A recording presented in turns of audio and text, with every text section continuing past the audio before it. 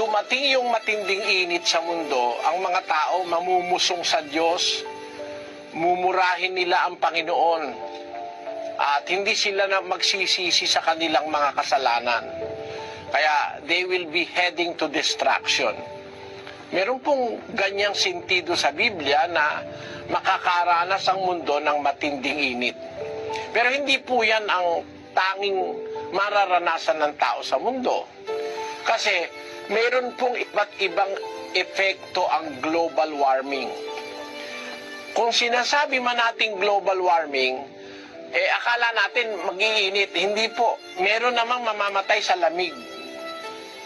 Kasi ang global warming po ay tumutunaw ng naka-stack na yelo sa North and South Pole of the Earth. Kaya ngayon, merong mga lugar na napakalamig. Meron tinatawag na cold wave. Meron naman tinatawag na heat wave. It is because of global warming.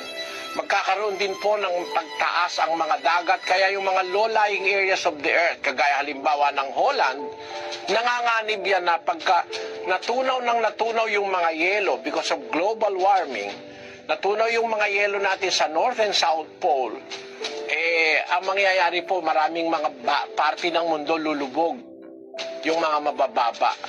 Isa sa pinakaalam kong isa sa mga pinakamababa ay ang Holland.